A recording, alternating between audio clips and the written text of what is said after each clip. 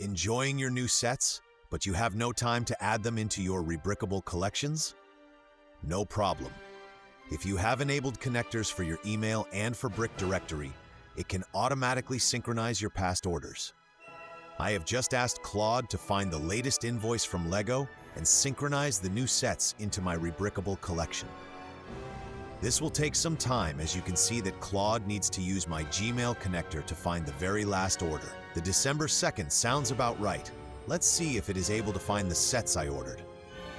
Oh, it's having some trouble accessing the attachments, but don't worry. It will find the way how to get the information for us. And here we go. It was the awesome new Star Trek set with a lot of gifts with purchases. As you can have more than one collection at Rebrickable, Claude will need to figure out into which one I want to add them. Good job! The collector's collection is the one for the new sealed sets. And now all the new sets have been added to the appropriate collection on Rebrickable as we asked for.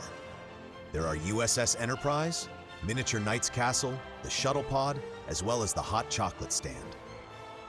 I have opened the Star Trek set before synchronization, and now when I refresh, we should see the synchronization happen. And it's there! One Star Trek set is now in my Rebrickable collection.